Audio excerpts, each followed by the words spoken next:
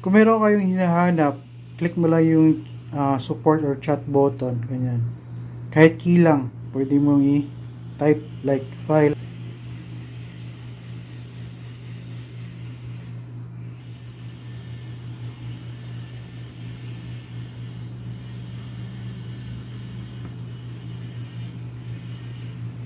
So may lalabas na mga details. Sa video na to is re-release na natin officially yung website for CV tablet rental for license. Okay, so dito nyo gagawin yung pag-revoke, transfer, tsaka pag-store ng mga license niyo. Pwede kayong bumili sa mga resellers. Meron na tayong SRP at packages kung maramihan. Okay? So to start, kung meron kayong link nakikita, i-paste nyo lang.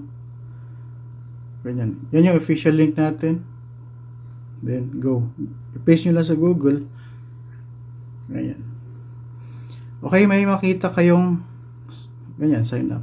So explore nyo lang. Ito yung ano niya. Ito yung mukha ng website natin.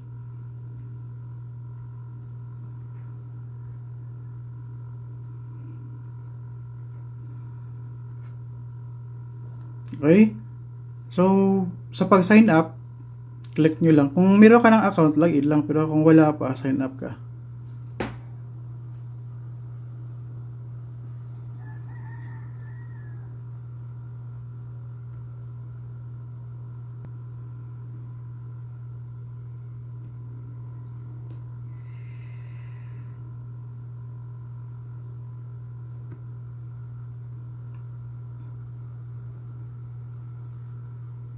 Okay, dito tayo, password. Gawa tayo ng password. So, halimbawa, gusto ko ng password. May capital na isa.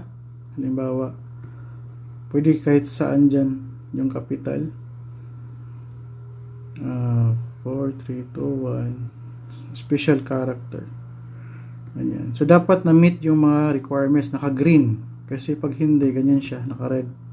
Special character. So, pag naka-red, hindi yun mag-success. So, dapat naka-green. Okay na yan. Confirm natin. Copy na lang natin. Copy.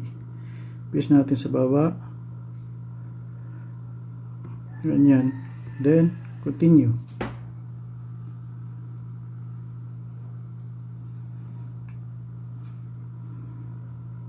Okay, send OTP.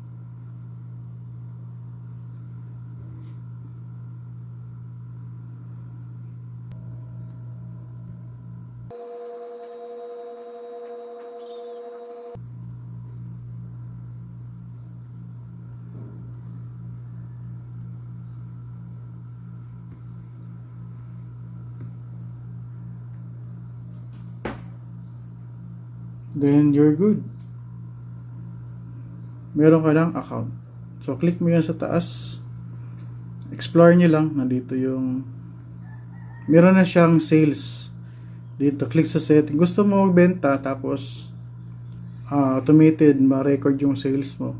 Based sa transfer mo, kasi maglalagay ka ng price pag nag-transfer ka. So, the same lang sa halos sa old website natin. Pero dito, meron na sales. Yung ordinary account, reseller. Kahit sino pwede magbenta. Walang control kung sino lang pwede magbenta. Lahat pwede magbenta. So, ganyan mo lang. Enable mo lang. Meron na yung sales. Every transfer mo magre-require ng price. So, depende ka na kung magkano ilalagay mong price. So, explore nyo lang. Hope you like it.